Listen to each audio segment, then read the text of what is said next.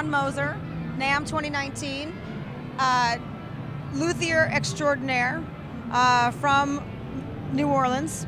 Played on the Chitlin circuit when he was a young man, young boy even, with Lavelle White.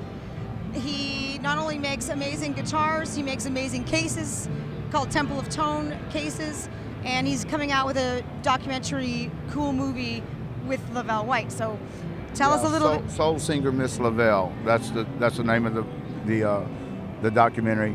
That's also the name of the guitar, you know, that I built for to celebrate Lavelle's life. Like you said, I went on the road with Lavelle as a young man, and she taught me how to conduct myself on the road. She fired me and left me in every city in America, and twice, Mississippi twice for sure.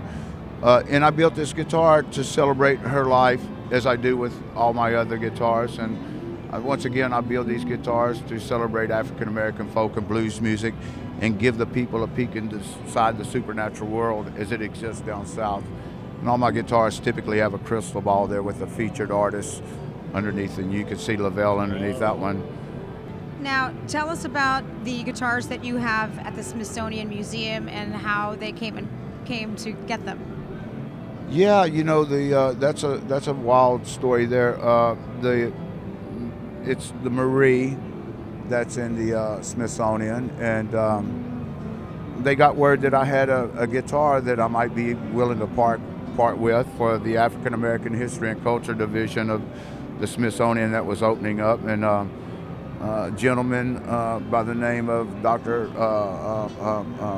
Kevin called me, and the head curator over there at the Smithsonian.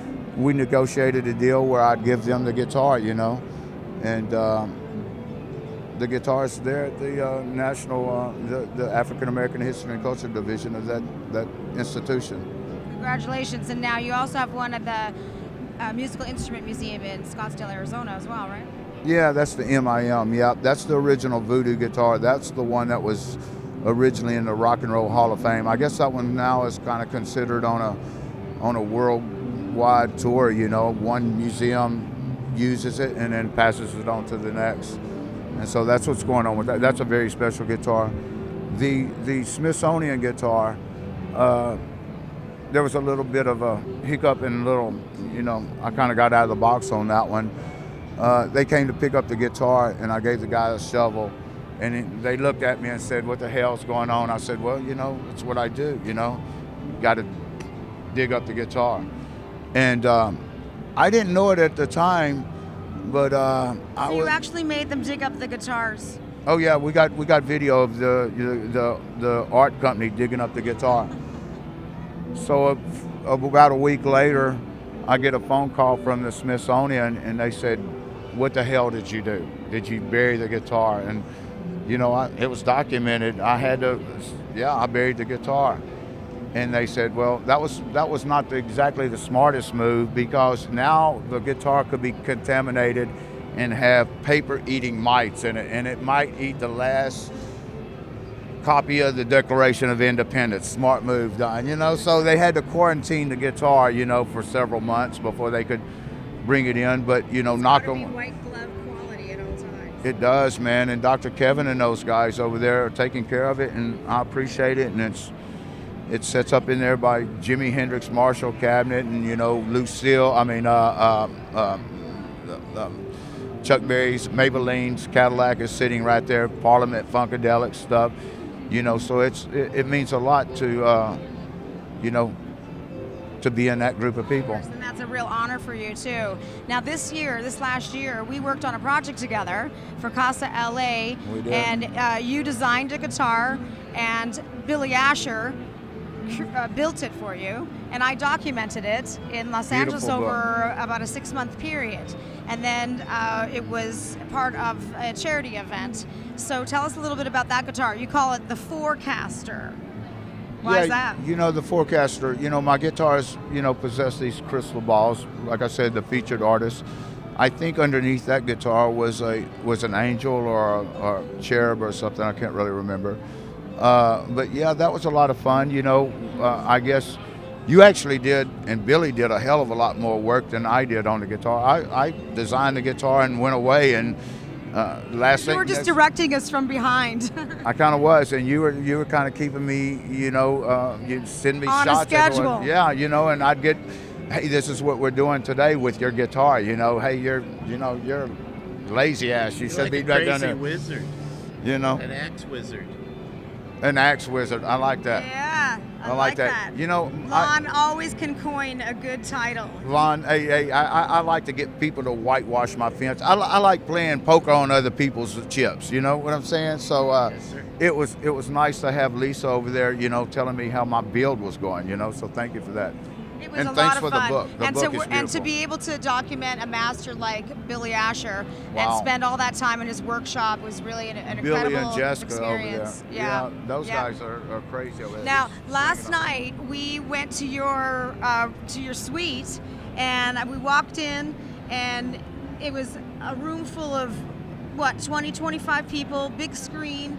And Don, for the last year, has been working with Lucido Productions, creating a new film. And tell us a little bit about that film. Well, there you go. That's the soul singer, Miss Lavelle. It's about, it's basically about an artist on the road to redemption, looking to right or wrong.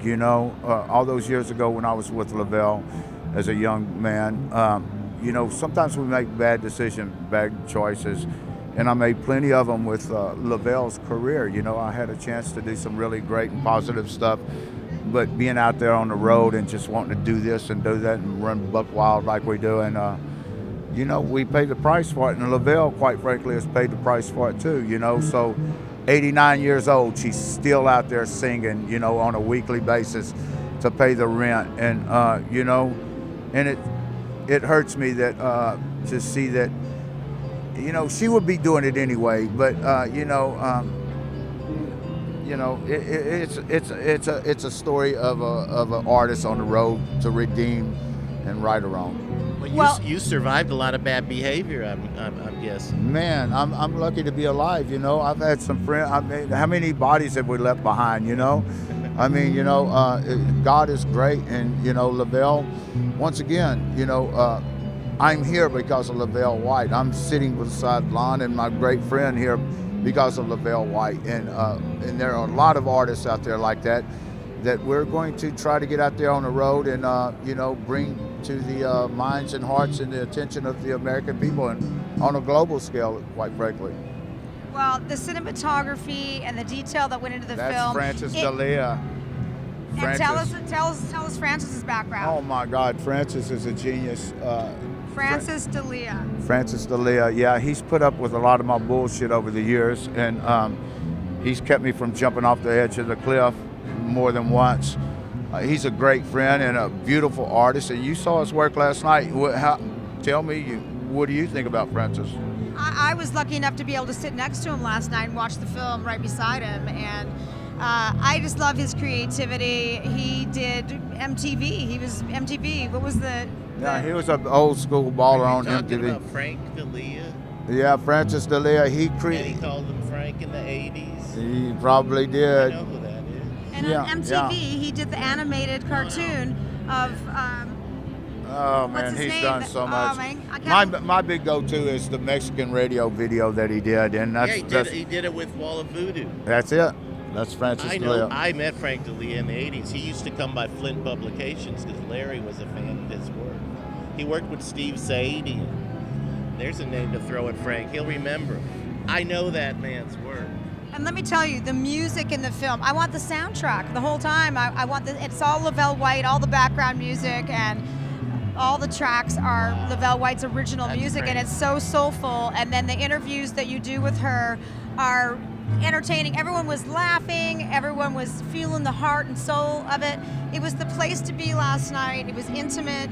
We're here in the middle of NAMM. It's noisy. And we got into this moment of real, heartfelt, soul, blues music with this incredible woman and this incredible man that she groomed you. And it was so cool to hear her say last night, B.B. King. It was B.B. King that taught me how to dress and get myself on stage. And at the beginning of this interview, I heard you say Lavelle White taught me how to dress and get me up on stage. I didn't and even know that. Wait till you see I the had film. no idea. At the end of the Wow, closing great segment, catch. the closing segment of the film is Lavelle White walking into a club, and Don's right behind her. It's in slow motion, and she's, you know, everyone's saying hi to her. She's coming in, and it's actually absolutely the most beautiful scene of the movie.